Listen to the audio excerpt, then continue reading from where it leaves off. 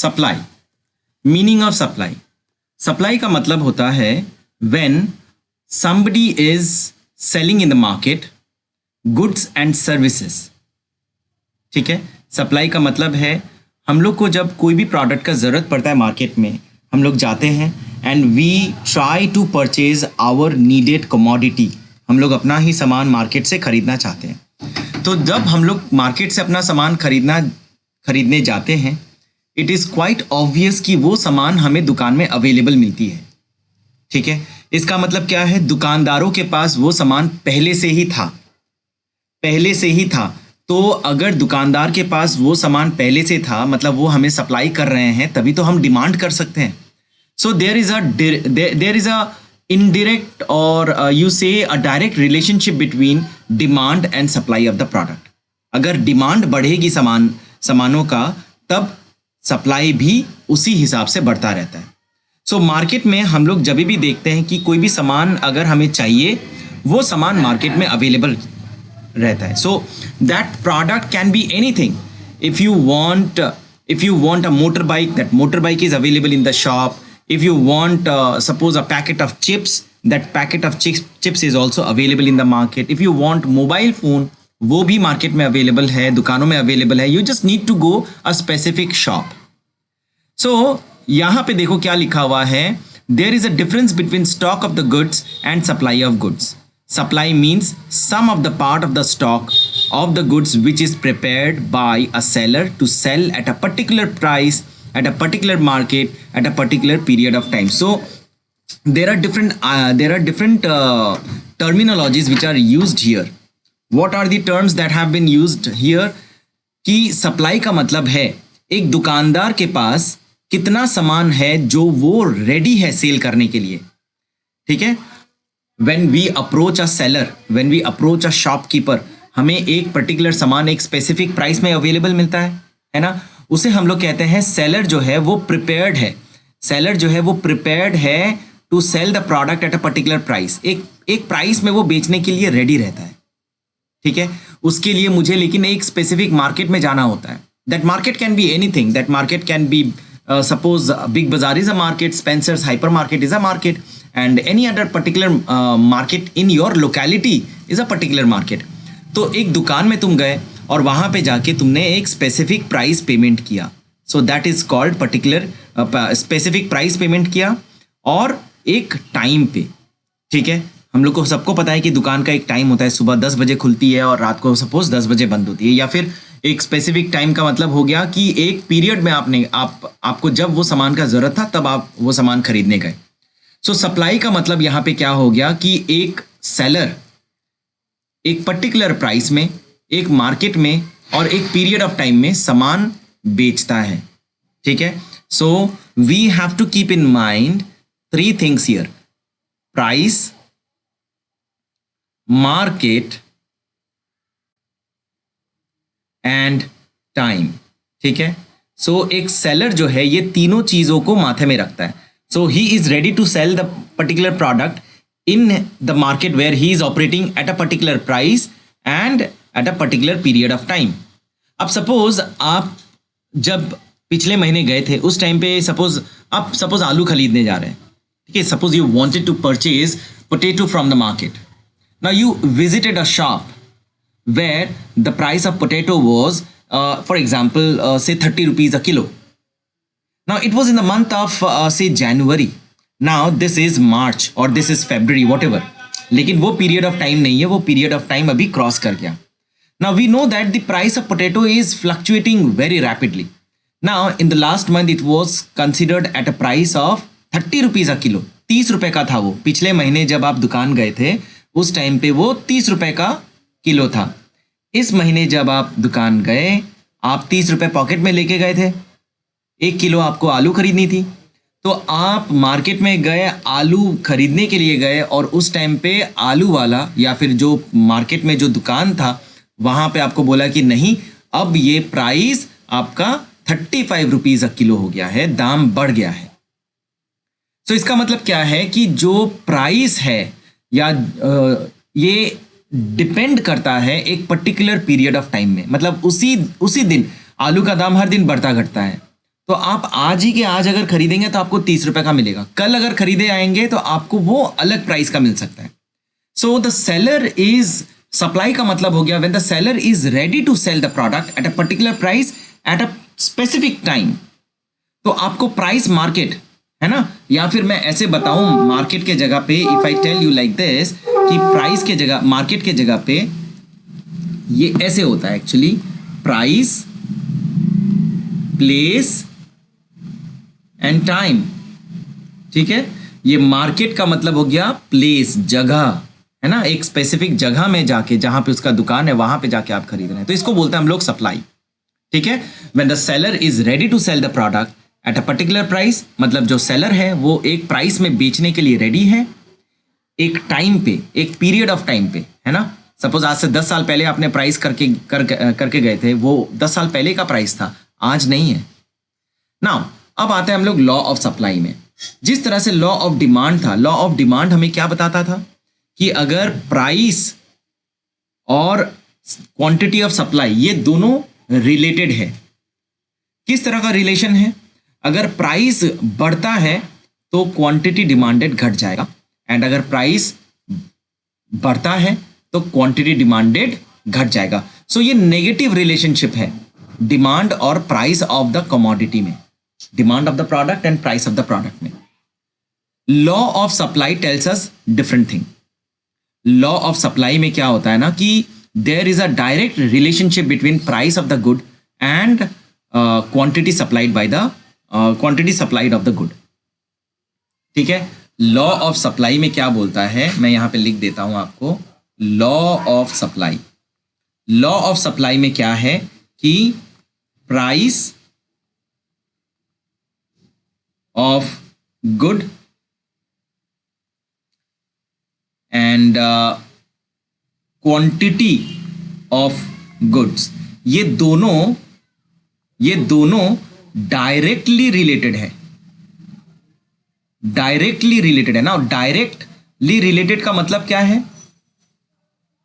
कि अगर price increase होता है, अगर प्राइस इंक्रीज होता है प्रोडक्ट का, तो फिर क्वांटिटी ऑफ सप्लाई जो है वो भी इंक्रीज होगा।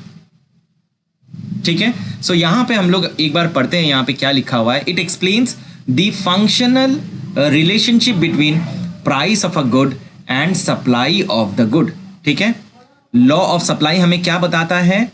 लॉ ऑफ सप्लाई हमें बताता है कि it is a functional relationship between price of a good and supply of the good when all other things remain constant. Now when all other things remain constant का मतलब क्या हो गया? things का मतलब हो गया other factors। जैसे डिमांड में भी क्या था ना कि डिमांड जो कितना होगा या कितना कम होगा या ज्यादा होगा, ये डिपेंड करता था डिफरेंट फैक्टर्स में। यहां पर भी सप्लाई का जो क्वांटिटी है वो भी डिपेंड करता है अलग अलग फैक्टर्स में। Price is one of the factor which determines कि सप्लायर कितना मार्केट में सप्लाई करेगा। ठीक है, इसके अलावा और भी बहुत सारे फैक्टर्स हैं विच अफेक्ट्स क्वांटिटी सप्लाइड। जिस तरह से मैं अगर आपको कहूं कि प्राइस तो हो गया एक, उसके बाद टाइप ऑफ प्रोडक्ट, किस तरह का टाइप आप सप्लाई कर रहे हैं मार्केट में, गवर्नमेंट का क्या रूल्स है, रेगुलेशंस है regarding the product that you are dealing with, tax का क्या रेट है। ठीक है, आपका ज्योग्राफिकल लोकेशन क्या है। फॉर एग्जाम्पल आप सप्लाई करते हैं, सपोज आप स्वेटर्स बेचते हैं, तो इट इज क्वाइट ऑब्वियस कि around the country India is a humid and hot climate country where most of the regions are suffering or most of the regions of the country is having summer kind of environment or climate throughout the year। पूरे साल में ही गर्मी रहती है कलकत्ता में, दिल्ली में, पंजाब में, या फिर और भी दूसरे बहुत सारे जितने भी सिटीज़ हैं इंडिया में। लेकिन कुछ कुछ प्लेसेस हैं, जैसे आपका जो नॉर्थ में आपका पड़ता है, जो हिमालयन रीजन्स में पड़ता है, वहाँ पे आपका ठंडी रहता है almost throughout the year, so there is a mixed climate in the country। लेकिन साल के 3-4 महीने बाकी पूरे पूरे पूरे देश में ही ठंड रहती है। तो इसका मतलब पीपल हु आर सप्लाइंग, जहाँ पे खाली 4 महीने का ठंडा पड़ता है, वहाँ पे अगर वो लोग स्वेटर बेचते हैं तो खाली 4 महीना ही उनका सप्लाई भी ज़्यादा रहेगा, प्राइस भी ज़्यादा रहता है। लेकिन बाकी जहाँ पे ठंड रहती है पूरे साल, उस जगह में सप्लाई हमेशा ज़्यादा रहता है, बिकॉज वहाँ पे लोग, हम लोग जैसे नॉर्मल कपड़े खरीदते हैं, वहाँ पे लोग नॉर्मल स्वेटर्स खरीदते हैं। ठीक है, so there are different, geographical region is one of the factor which affects the quantity of supply. Quantity of supply जो है जोग्राफिकल लोकेशन में भी डिपेंड करता है। सो यहाँ पे लॉ ऑफ सप्लाई में क्या बोला जा रहा है कि अगर एक सप्लाई करते वक्त there are different factors which affect supply, है ना, बहुत सारे इस तरह के फैक्टर्स हैं जिसके वजह से सप्लाई का क्वांटिटी बढ़ता है या घटता है। तो सप्लाई जो ये बढ़ता है या घटता है, ये जितने भी फैक्टर्स हैं सबको आप कांस्टेंट रख लो। कांस्टेंट का मतलब क्या हो गया कि those factors are not changing, those factors are remaining constant. ठीक है, those factors are not changing, those factors are remaining constant. Only factor which is changing, खाली एक ही फैक्टर है जो चेंज हो रहा है, वो है प्राइस। तो अगर प्राइस में चेंज आता है तो क्वांटिटी ऑफ सप्लाई में भी चेंज आएगा। और ये जो चेंज है ना, ये पॉजिटिव चेंज है। पॉजिटिव चेंज का मतलब क्या हो गया, अगर प्राइस बढ़ता है तो सप्लाई भी बढ़ेगा, प्राइस घटता है तो सप्लाई भी घटेगा। सो आई एम टेलिंग यू कि अगर प्राइस प्लस है तो सप्लाई भी प्लस होगा, अगर प्राइस घटता है तो सप्लाई भी माइनस होगा। सो माइनस माइनस भी प्लस होता है, प्लस प्लस भी प्लस होता है। So that is why I am calling it positive relationship. Demand जो है और क्वांटिटी और प्राइस ऑफ द प्रोडक्ट जो है वो इन्वर्सली रिलेटेड होते हैं, नेगेटिव रिलेशनशिप होता है उसमें।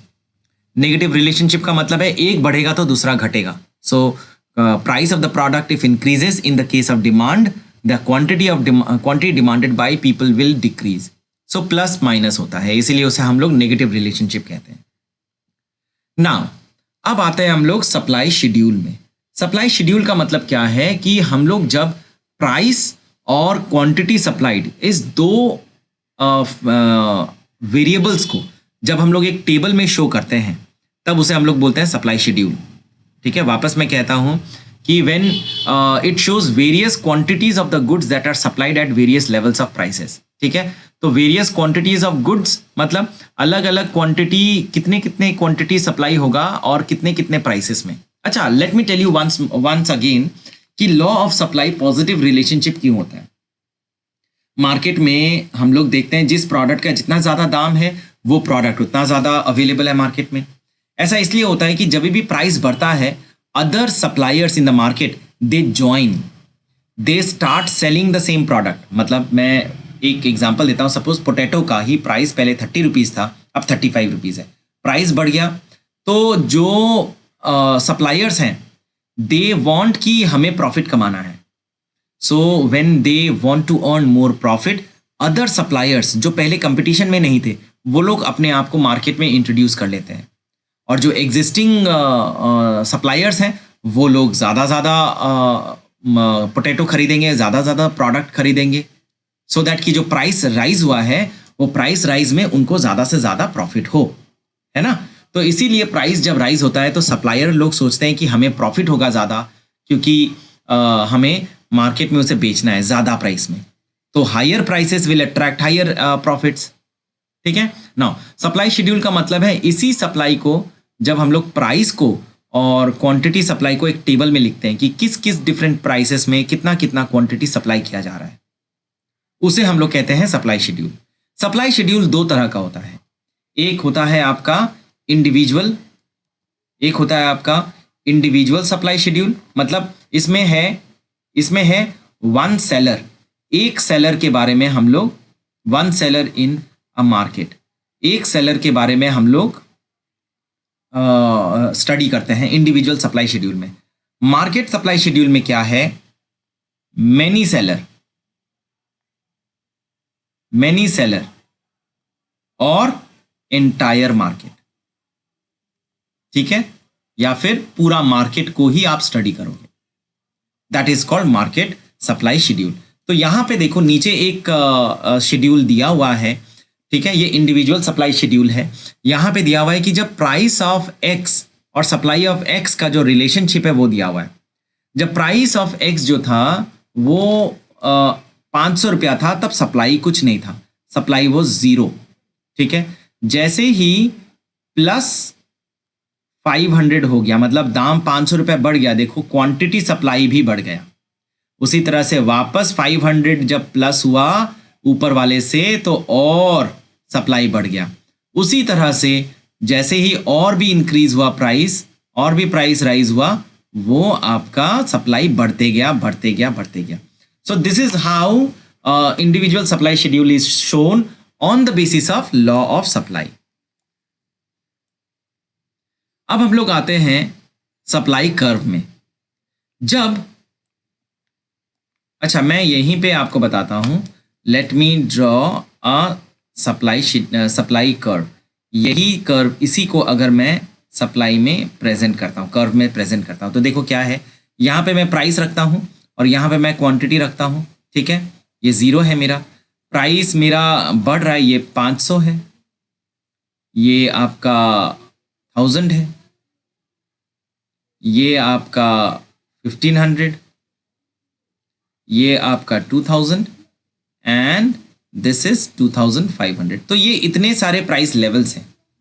उसी तरह से देखो, ये 0 है, then it is increasing to 10, 30, 55, 90। ठीक है, सो अगर आप देखो, जैसे जैसे प्राइस बढ़ रहा है, जैसे जैसे प्राइस राइज हो रहा है, प्राइस जैसे जैसे राइज हो रहा है, वैसे वैसे क्वांटिटी सप्लाई भी बढ़ रहा है। इसका मतलब मैं अगर मैच करूं, जब 500 था तब 0 था, लेकिन जब 1000 हुआ तो फिर ये 10 हो गया। उसी तरह से जब 1500 हुआ प्राइस, तो तब वो लोग 30 मांगने लगे। ठीक है,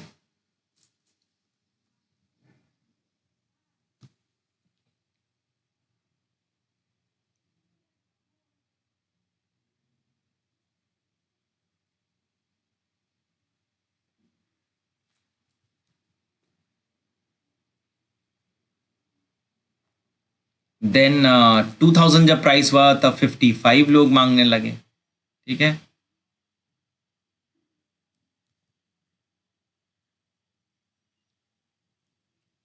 एंड देन 2500 में ये आपका 90 हो गया। So we will join all these points. हम लोग ये पॉइंट्स को जब ज्वाइन कर रहे हैं तो हमारा देखो कर्व ऐसे दिख रहा है। ठीक है, मतलब अपवर्ड स्लोप कर रहा है, ये ऊपर की तरफ स्लोप कर रहा है, अपवर्ड स्लोपिंग। ठीक है, किस तरफ? राइट हैंड की तरफ, तो टूवर्ड्स राइट। ठीक है, तो this is how law of supply के हिसाब से अगर आप सप्लाई कर बनाते तो वो इस तरह से दिखता है। तो यहाँ पे देखो, किताब में भी सेम चीज बनाया हुआ है जो मैंने बनाया यहाँ पे। ठीक है, अच्छा, अब आते हैं हम लोग मार्केट सप्लाई शेड्यूल में। मार्केट सप्लाई शेड्यूल मैंने बता दिया कि various quantities of goods that are supplied by various producers और वेरियस सेलर्स। अलग अलग सेलर जितने भी मार्केट में वो लोग ऑपरेट कर रहे हैं, सब लोग मिलके एक स्पेसिफिक प्राइस में कितना सप्लाई करेंगे, और अलग अलग प्राइसेस में वो किस तरह से उन लोग का सप्लाई क्वांटिटी में चेंजेस आएगा। That is what is called market supply schedule.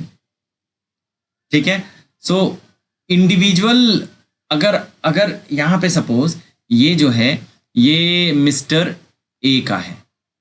ठीक है, मिस्टर ए। इसी तरह से अगर मैं मिस्टर बी का भी बनाता हूँ, देन मिस्टर सी का भी बनाता हूँ, देन मिस्टर डी का भी बनाता हूँ। ठीक है, और सबका कर्व को अगर मैं प्लस करता हूँ, ठीक है, तो फिर जो आएगा ना उसे हम लोग कहते हैं मार्केट शेड्यूल। ठीक है, और सबके सप्लाई को अगर मैं प्लस करता हूं तो मैं कहूंगा मार्केट सप्लाई। ठीक है, सो मार्केट और इंडिविजुअल में बस यही अंतर है कि मार्केट में हम लोग बहुत सारे सेलर्स का एक साथ स्टडी करते हैं, वेयर एज इंडिविजुअल में खाली एक दुकानदार के बारे में हम लोग स्टडी करेंगे। There are certain exceptions to law of supply. Law of supply क्या था, मैं वापस से आपको बताता हूं लॉ ऑफ सप्लाई क्या था।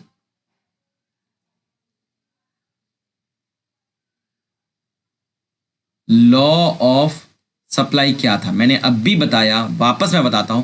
लॉ ऑफ सप्लाई मतलब प्राइस अगर इंक्रीज होता है तो क्वांटिटी भी इंक्रीज होगा, ठीक है, एंड प्राइस अगर डिक्रीज होता है तो क्वांटिटी भी डिक्रीज होगा, ठीक है। अदर फैक्टर्स को आपको कांस्टेंट पकड़ना पड़ेगा, you have to keep other factors as constant, that is they are not changing, only price is changing. Now law of supply ये कहता है there are certain exceptions to the law of supply. Exceptions का मतलब हो गया which does not follow law of supply, मतलब law of supply में तो पॉजिटिव होता है, यहाँ पे पॉजिटिव नहीं हो रहा है, ठीक है, दोनों एक साथ नहीं बढ़ रहे हैं। सो यहां पे देखो लैंड और agricultural goods, in the case of land और agricultural goods the supply curve is parallel to OY axis. Agricultural goods या लैंड का जो है ना ये इनइलास्टिक होता है, यहाँ पे क्या होता है कि कोई फर्क ही नहीं पड़ता प्राइस बढ़े या घटे, हम लोगों को तो खाना खाना ही है ना। लैंड भी वैसा है, लैंड का सप्लाई इज लिमिटेड, ठीक है, लैंड तो बढ़ नहीं सकता, हम लोग एक ही अर्थ में रहते हैं, तो इसीलिए क्या है लैंड का जब भी डिमांड होता है ना वो लॉ ऑफ सप्लाई को फॉलो ही नहीं करता। Rare goods, in the case of rare goods supply can not be changed according to the prices, so in the case of rare goods the supply curve is parallel to OY axis, ठीक है। Now supply of labour, in the case of labor the supply curve is backward bending because in the initial stages if the wages level is increased the supply of the labor also increased, beyond a certain stage if the wages are increased they require more leisure so the supply of labor will decrease. So exceptions to the law of supply क्या होता है, where law of supply is not followed। Exceptions का मतलब हो गया where law of supply is not followed.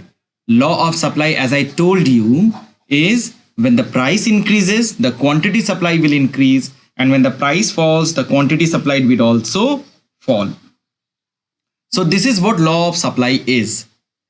जब law of supply नहीं follow हो इसका मतलब क्या है, उल्टा होगा या फिर कुछ भी नहीं होगा, प्राइस राइज हो रहा है लेकिन सप्लाई में कोई चेंज नहीं है, प्राइस फॉल हो रहा है लेकिन फिर भी सप्लाई में कोई भी चेंज नहीं है, ठीक है।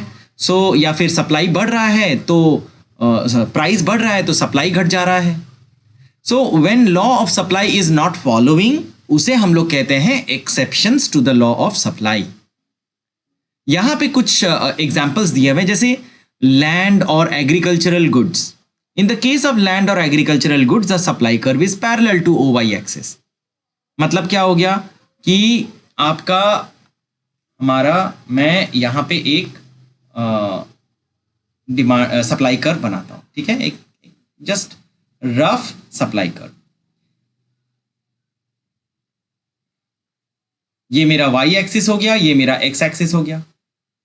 तो ये एक्चुअली मेरा क्वांटिटी है, ये मेरा प्राइस है। एग्रीकल्चरल गुड्स के केस में क्या होता है, the supply is always constant, supply change नहीं होता। Even if you are changing prices, price increase हो या डिक्रीज हो, the quantity supplied in the market will remain constant, क्योंकि उतना ही सप्लाई हो सकता है जितना वो पैदा हुआ है, जितना उसको फार्मिंग किया गया है। There is another example rare goods. Rare goods का मतलब क्या हो गया, जो गुड्स रेडिली अवेलेबल नहीं है, मार्केट में आपको नहीं मिलेगा, हमेशा नहीं मिलेगा। So when goods are not readily available in the market, so it is quite obvious कि प्राइस में अगर चेंज आता भी है तो उसके सप्लाई में चेंज नहीं आएगा, क्योंकि सामान ही रेयर है, सामान खुद ही रेयर है। फॉर एग्जाम्पल मैं एक एग्जाम्पल देता हूँ, वो वैसे भी एक एक एग्जाम्पल दे रहा हूँ। फॉर एग्जाम्पल ब्लड, ठीक है, ब्लड का भी तो एक मार्केट है, खून, क्योंकि अगर किसी का कोई मेडिकल इमरजेंसी है so that person will need blood of his same blood group.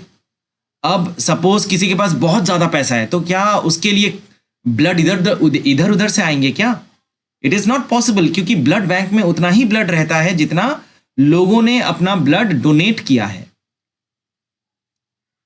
सो वो रेयर गुड्स में आता है, blood is under rare goods. तो प्राइस के चेंज होने के वजह से भी there is going to be no change in supply of that blood.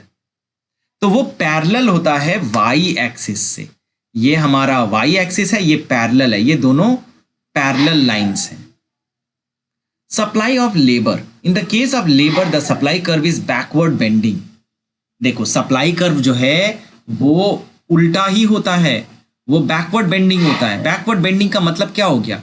Because in the initial stage if the wage level is increased the supply of labour also increase. ठीक है. Beyond a certain stage if the wages are increase they require more leisure, so the supply of labour will be decrease. देखो यहाँ पे क्या है, मैं एक example देता हूँ. यहाँ पे एक कर्व बना के देखता हूँ, बताता हूँ. ये बहुत इंपॉर्टेंट है. Backward bending of supply curve. ये खाली लेबर के ही केस में होता है. ये खाली लेबर के ही केस में होता है, अदर्स के केस में नहीं होता है. क्या होता है देखो, मैं यहां पे ड्रॉ करके समझाता हूं. यहां पे क्वांटिटी ऑफ लेबर है. ठीक है. ये हमारा एक्स एक्सिस हो गया, ये 0 हो गया, और ये हमारा वाई एक्सिस है. और यहां पे हमारा प्राइस ऑफ लेबर है. आप प्राइस बढ़ा रहे हैं. ठीक है. ये प्राइस लेवल्स है. When you are increasing price, ठीक है, तो quantity of labour will increase initially. पहले वो बढ़ेगा, है ना. आप ज्यादा पैसा देंगे तो ज्यादा लोग आपके पास काम करने आएंगे ना. अब लोग तो तुम्हारे पास बहुत हो गए. अभी क्या है कि when you are increasing the rate of labour per hour, आप एक एक घंटे में जितना पैसा देते हैं वो आप इंक्रीज कर रहे हैं. तो उस तरह से क्या हो रहा है कि लोग ओवर टाइम काम कर रहे हैं, ज्यादा काम कर रहे हैं टू अर्न मोर मनी. वापस बताता हूं, लेबर, क्वांटिटी ऑफ लेबर का मतलब ये नहीं है कि आप 10 लोग आपके पास पहले काम कर रहे थे, अभी 1000 लोग काम कर रहे हैं. It is not like that. Quantity of labour का मतलब होता है कि आप लेबर रेट बढ़ा रहे हैं. When you are increasing price of labour, price of labour का मतलब हो गया पर आवर रेट. एक घंटे में एक लेबर को आप 10 रुपया देते थे फॉर एग्जाम्पल, अभी आप एक लेबर को 12 रुपया देंगे, तो आपके लिए वो लेबर ज्यादा काम करेगा. या फिर और एक एग्जाम्पल मैं बताता हूं. प्राइस ऑफ लेबर में आता है कि सपोज पहले आप एक क्वांटिटी बनाने पे एक लेबर को आप 10 रुपीज देते थे पर यूनिट. एक यूनिट बनाने पे एक लेबर को आप 10 रुपया देते थे. अगर वो 2 यूनिट बनाता, 2 यूनिट्स अगर वो मैन्युफैक्चर करता तो उसे 20 रुपीज देते थे. इसी तरह से अगर वो 5 यूनिट्स बनाता तो 5 इंटू 10 रुपीज 50 रुपीज देते. अगर वो 10 यूनिट्स बनाता तो उसे 100 रुपीज देते. ठीक है. सो जैसे जैसे नंबर ऑफ यूनिट्स वो ज्यादा बनाएगा उसे आप ज्यादा पेमेंट करेंगे. ठीक है. वो प्राइस ऑफ लेबर है, लेकिन प्राइस ऑफ लेबर जो है वो कांस्टेंट है. आपका 10 रुपया एक यूनिट पे मिलेगा. But when you increase price of labour from 10 per unit of output to से 15 रुपीज. आप 10 रुपया एक घंटे का एक यूनिट को बनाने में देते थे, अभी आप 15 रुपया देते हैं. तो जो लेबर्स है ना, they will start working overtime. वो ओवर टाइम काम करना शुरू कर देंगे आपके पास. They will start working overtime. Day night वो काम कर रहे हैं आपके पास, till the time they are exhausted. वो पूरा थक नहीं जाते तब तक वो काम करेंगे. एंड इसके वजह से क्या हुआ, आपका प्रोडक्शन तो बढ़ गया. ठीक है. लेकिन लेबर का कर्व जो है वो अपवर्ड होगा. मतलब यहाँ पे क्या हो रहा है कि आपका लेबर जो कर्व है वो जैसे जैसे आपने प्राइस बढ़ाया, आप प्राइस बढ़ा रहे हैं तो क्वांटिटी ऑफ लेबर भी आपका बढ़ेगा. सो क्वांटिटी ऑफ लेबर भी बढ़ रहा है तो वो इस तरह से जा रहा है, इस तरह से जा रहा है. It is increasing rapidly.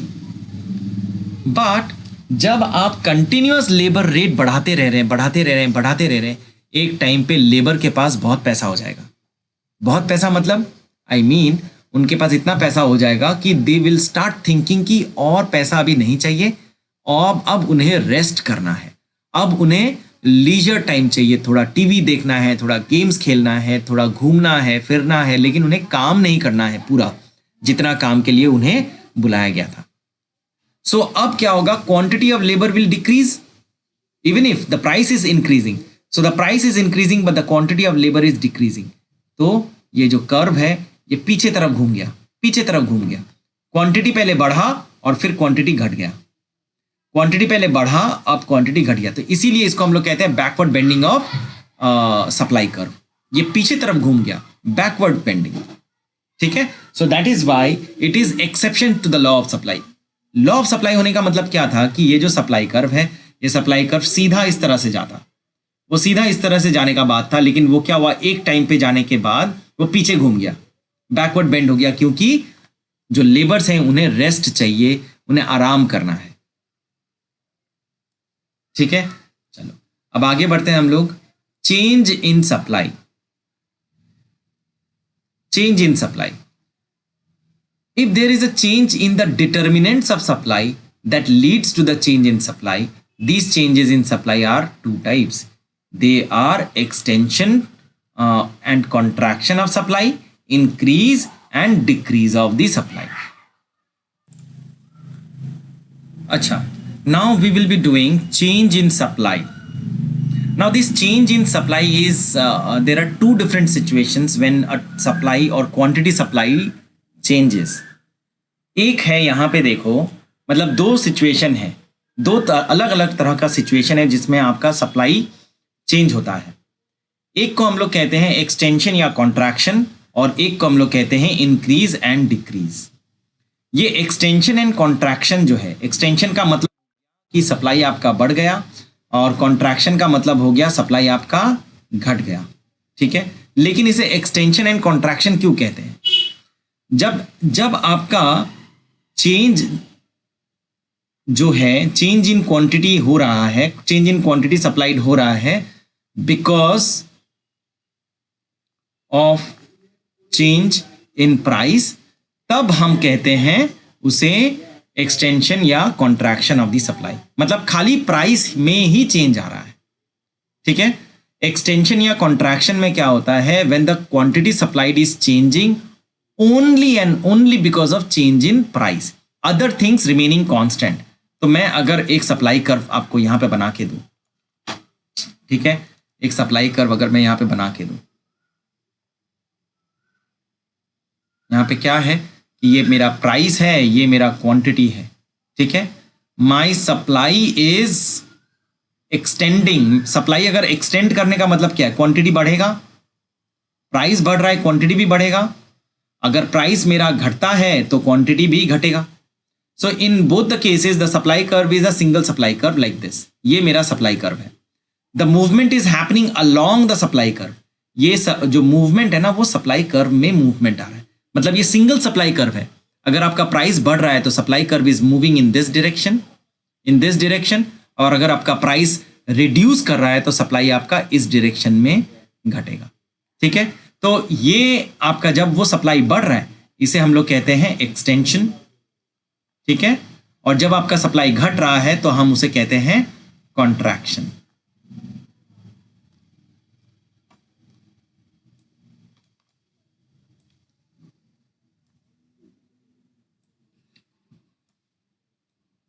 Next हम लोग ये देखो, यहां पे किताब में भी सेम तरह का ही एक डायग्राम बनाया हुआ है। नाउ नेक्स्ट हम लोग आते हैं आपका increase and decrease of supply curve. Increase and decrease of supply curve का मतलब होता है जब आपका सप्लाई जो है it is not depending on only price, या फिर आप प्राइस को कांस्टेंट पकड़ लो but the supply is changing because of change in other determinants और अदर फैक्टर्स। मतलब प्राइस को छोड़ के भी देयर आर अदर फैक्टर्स ना, जैसे मैंने तब कहा टेक्नोलॉजी है, गवर्नमेंट पॉलिसी है, ठीक है, काइंड ऑफ प्रोडक्ट है डील करने वाला, हाँ, प्राइस ऑफ अदर गुड्स है, देयर आर। मैं अभी आपको उसको एक्सप्लेन करूंगा what are the other determinants which affects quantity supplied. तो ये क्वांटिटी सप्लाइड अगर आपका अदर फैक्टर्स के वजह से चेंज होता है, कीपिंग द प्राइस कांस्टेंट, तो इवन यहाँ पे किताब में बनाया हुआ है, मैं फिर भी एक बनाता हूँ यहाँ पे देखो, ये हमारा प्राइस है। सपोज मैं यहाँ पे एक प्राइस लेवल को कांस्टेंट पकड़ता हूँ, मैं प्राइस लेवल को कांस्टेंट पकड़ता हूँ। ये प्राइस में suppose the quantity supplied is से दिस, सपोज ये मेरा 100 है, ठीक है, ₹100 है। ये 100 रुपये का सामान में से यहाँ पे 10 क्वांटिटी, ये 10 क्वांटिटी सप्लाई हो रहा है। The price is not changing but the quantity supplied जो है वो चेंज हो जा रहा है। जब मेरा प्राइस घटा या फिर मेरा प्राइस बढ़ गया, ठीक है, मेरा प्राइस ना घटा ना मेरा प्राइस बढ़ा, लेकिन because of the change in other factors मेरा क्वांटिटी सप्लाइड जो है वो चेंज हो गया। So what I mean here is without change in price the quantity supplied is changing. Without change in price the quantity supplied is changing, and that is what we call increase in supply and decrease in supply. When the movement is happening on this direction, अगर आपका इस direction में movement है, then we call it increase in supply, हम उसे कहेंगे increase। और अगर movement आपका इस direction में है तो हम लोग उसे कहते हैं decrease in supply, ठीक है, डिक्रीज इन सप्लाई। अगर मैं ये पॉइंट्स जो है इनको अगर मैं इंटरसेक्ट करके एक कर्व बनाता हूं तो देखो मेरे अलग अलग कर्व्स बनेंगे,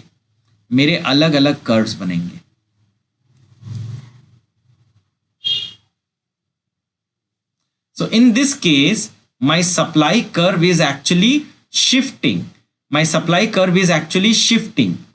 ठीक है, मेरा सप्लाई कर्व शिफ्ट हो जा रहा है, ठीक है। तो इन केस ऑफ इंक्रीज और decrease of supply the supply curve जो है वो शिफ्ट होता है, ठीक है, shifting of supply curve. On the other hand जो हम लोगों ने अब भी पढ़ा, जो हमारा सप्लाई कर्व जो है जिसमें शिफ्ट नहीं हो रहा है, जिसमें सप्लाई कर्व में ही हम लोग मूव कर रहे हैं, उसे हम लोग कहते हैं movement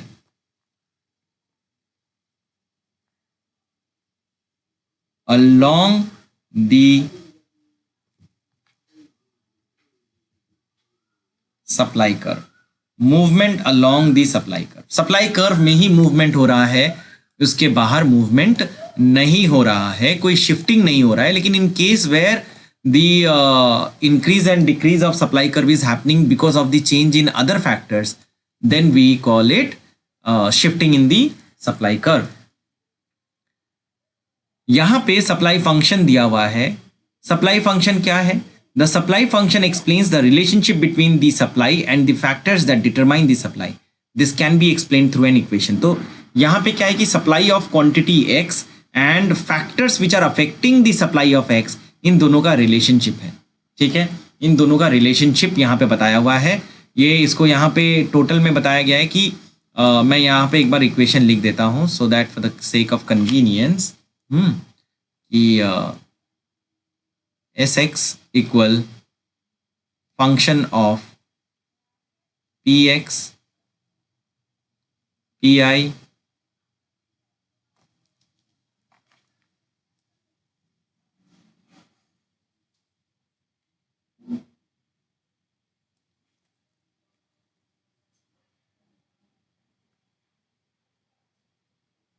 T W G P, ठीक है, ये मेरा सप्लाई का फंक्शन है। तो ये सप्लाई का फंक्शन को हम लोग यहाँ पे देखते हैं कि इसको क्या कहा जा रहा है। ये एस एक्स का मतलब हो गया आपका supply of goods x, F का मतलब हो गया फंक्शनल रिलेशनशिप। फंक्शनल रिलेशनशिप मतलब क्या समझा रहा है यहाँ पे? एफ का मतलब कि एस एक्स और सप्लाई ऑफ एक्स और बाकी ये जो फैक्टर्स है उसमें क्या रिलेशनशिप है। तो P x stands for price of x, P I stands for price of inputs. Inputs मतलब फैक्टर्स जैसे लैंड हो गया, लेबर हो गया, कैपिटल हो गया, ऑर्गेनाइजेशन हो गया। ये जो चार फैक्टर्स हैं उनके प्राइसेस क्या हैं, ठीक है। टी मतलब हो गया आपका टेक्नोलॉजी, डब्ल्यू मतलब हो गया वेदर कंडीशन, जीपी मतलब हो गया आपका गवर्नमेंट पॉलिसी, ठीक है। तो सप्लाई का ये जो फंक्शन है it tells us the relationship between supply of x and function of all these factors. Now let us see here what are the different factors which affect quantity supplied. क्या क्या factors हैं जो हमें बताते हैं कि कितना quantity supply होगा, supply बढ़ेगा या घटेगा। सबसे पहला हमारा है यहाँ पे price of the product, price of the goods. तो प्राइस ऑफ द गुड्स ये प्राइमरी और सबसे मेन फंक्शन है, सबसे मेन फैक्टर है which determines the quantity of supply. ठीक है, so producer supply more goods if the prices are high, they supply fewer goods if the prices are low. So there is a direct relationship. ठीक है, supply more, prices high, supply few when prices low. ठीक है, दाम बढ़ेगा तो supply बढ़ेगा, दाम घटेगा तो सप्लाई भी घटेगा। ठीक है, ये मेरा प्राइस है, ये मेरा क्वांटिटी है। Now in goal of the firm may try to work on various goals, for example profit maximization, sales maximization, employment maximization. If the objective is to maximize profit, then higher the profits from the sale of a commodity, higher will be the quantity supplied.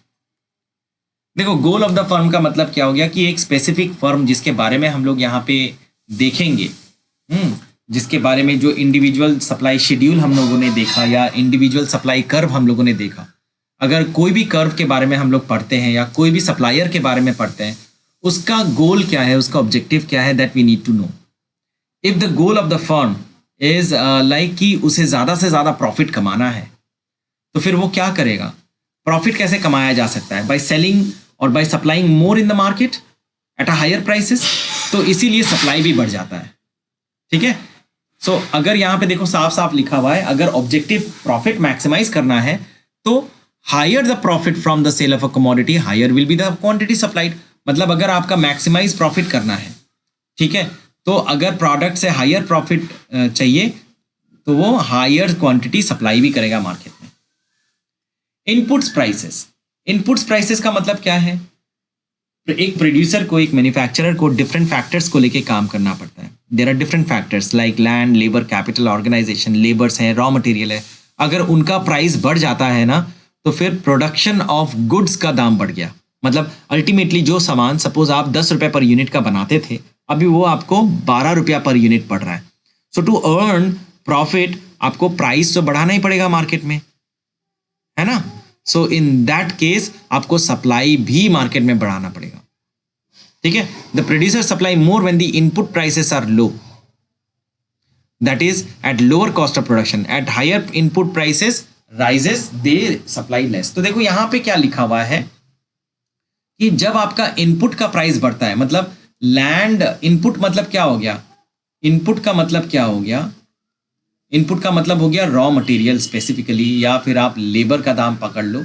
ये सारे variables हैं, है ना, इनका आप quantity बढ़ा या घटा सकते हैं। सो अगर रॉ मटेरियल का प्राइसेस बढ़ता है तो फिर अल्टीमेटली प्रोडक्ट का दाम भी बढ़ गया। तो प्रोड्यूसर उस टाइम पे क्या करता है ना, अपना हाथ खींच लेता है, अपना हाथ वो पुल कर लेता है, and he tries not to produce more and to reduce supply in the market, so that market में जो भी प्राइस प्रिवेल कर रहा है वो स्टेबिलाइज कर जाए।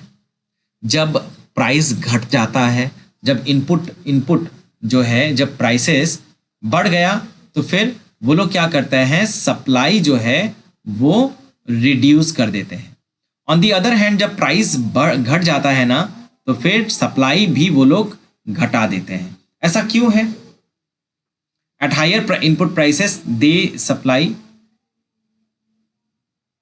सॉरी मैं यहाँ पे गलत बता दिया, जब प्राइस घटता है तो दे इंक्रीज सप्लाई। देखो क्या है कि जब प्राइस ऑफ लेबर या प्राइस ऑफ रॉ मटेरियल बढ़ जाता है तो ओवरऑल कॉस्ट ऑफ प्रोडक्शन बढ़ जाता है। नाउ एवरी इंडिविजुअल मैन्युफैक्चरर के पास एक लिमिटेड फंड होता है, लिमिटेड पैसा होता है, जिसको वो लोग यूज कर सकते हैं इन प्रोडक्शन।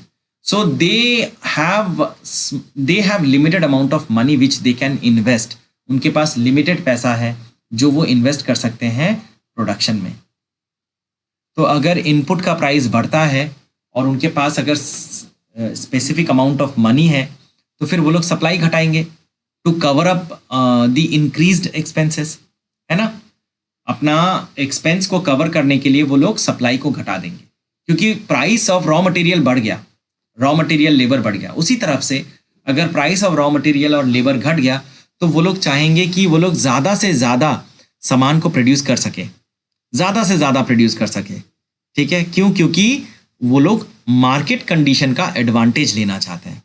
मार्केट कंडीशन मतलब अगर आपका प्राइस ऑफ रॉ मटेरियल घट गया तो वो लोग चाहेंगे कि ये रॉ मटेरियल का दाम घट गया, मैं ज़्यादा से ज़्यादा रॉ मटेरियल खरीद लेता हूँ सो दैट मैं ज़्यादा से ज़्यादा मार्केट में सप्लाई कर दूंगा। Now then comes technology, new technology. अभी देखो टेक्नोलॉजी क्या है कि we all know that production takes place with the help of machines. Newer machines improve production quality, production quantity, effectiveness and efficiency. मतलब आप जब नया टेक्नोलॉजी इंट्रोड्यूस करते हैं मार्केट में या फिर अपने फर्म में तो फिर आपका प्रोडक्शन बढ़ जाता है, क्वालिटी इंप्रूव हो जाती है। So when you are working with a newer technology, a better technology, you tend to supply more number of goods because आप जल्दी जल्दी प्रोडक्शन भी तो करेंगे। पहले के टाइम पे जो मशीन्स हम लोग देखे हैं, उस टाइम पे जो मशीन्स से सामान तैयार होता था, it use to take lot of time to produce single product. But now since technology have changed everything, so नया टेक्नोलॉजी की वजह से with lesser time the manufacturer can produce more number of goods. ठीक है, so if technology is improving the supply of goods will also improve. Now then comes government policies. Government plays a very important role in case of supply. Government क्या करता है? Government का काम ही है tax collect करना और कभी कभी हेल्प भी करना। टैक्सेस कलेक्ट करता है तो वो एक सप्लायर का बर्डन हो जाता है ना। और सब्सिडीज का मतलब क्या हो गया? कभी कभी वो सप्लायर को हेल्प करता है बाय पेइंग मनी और बाय कलेक्टिंग और बाय नॉट कलेक्टिंग टैक्सेस, तो उसे हम लोग कहते हैं subsidies. When the government is helping, ये क्या है? ये आपका हेल्प है विच गवर्नमेंट डज। तो अगर टैक्सेस कलेक्ट करता है गवर्नमेंट तो हमारा एक्सपेंसिव हो गया वो काम। हम लोग मार्केट में जो सामान सप्लाई कर रहे हैं और अगर गवर्नमेंट को भी हम लोग टैक्सेस ज़्यादा से ज़्यादा पेमेंट करते हैं तो ultimately what is happening? Ultimately price of the product is increasing, जो अभी पेट्रोल के साथ हो रहा है। पेट्रोल का prices have gone so high. Why? Because there are certain duties, certain import duties, custom duties and other taxes which the central government and the state governments are charging, and because of which the price of the petrol is continuously rising. But on the other hand there are certain products जिसमें government help भी करती है, subsidy देती है, तो उसमें price घटा देता है। ठीक है, सो जब गवर्नमेंट का पॉलिसी रहता है कि नहीं आप हायर टैक्स कलेक्ट करो एक पर्टिकुलर प्रोडक्ट में, तो फिर प्रोडक्ट का प्राइस बढ़ जाता है और उस टाइम पे जो सप्लायर है they tend to supply less of that goods जिसमें हायर टैक्सेस है, क्योंकि ज़्यादा टैक्स एक प्रोडक्ट में लगने का मतलब है उसका प्राइस बढ़ गया। उसका प्राइस बढ़ गया तो लोग कम खरीदेंगे, तो वो लोग सप्लाई भी कम करना शुरू कर देते हैं। ऑन दी अदर हैंड अगर सब्सिडी फ्रॉम गवर्नमेंट मिलता है तो फिर सामान का दाम घट गया क्योंकि गवर्नमेंट हेल्प कर रहा है सप्लायर को। So in that case the government's help results into no increase in the price of the goods and the supplier are motivated to supply more quantity in the market. Then comes expectation about future prices. Now expectation about future prices इसका मतलब क्या है? इसका मतलब है आपका कि हम लोग मार्केट में देखते हैं कि every day certain prices of the products, goods and services are changing. ठीक है ना, सप्लायर भी इस तरह का एक्सपेक्टेशन रखते हैं कि फ्यूचर में उनके प्रोडक्ट का दाम घट सकता है या बढ़ सकता है। इसे हम लोग कहते हैं फ्यूचर प्राइसेस का एक्सपेक्टेशन। सो अगर प्रोड्यूसर एक्सपेक्ट करता है an increase in the price of commodity then they will supply less at present and hold the stock in order to sell it at the higher prices in the near future. ये तो बहुत ही खराब बात होता है। जैसे suppose ये बहुत बार हम लोग के पास्ट में हो चुका है कि सप्लायर क्या करते हैं ना, सपोज तुम अनियन को लेके डील करते हो, प्याज को लेके डील करते हो, ठीक है, तो जब प्रोडक्ट का प्राइस कम था, जब प्याज का प्राइस कम था और वो प्याज वाले को पता है कि एक हफ्ते बाद इसका दाम बढ़ेगा, तो वो क्या करेगा? वो अभी अपना दुकान खोलना ही छोड़ देगा। वो बोलेगा क्या ज़रूरत है?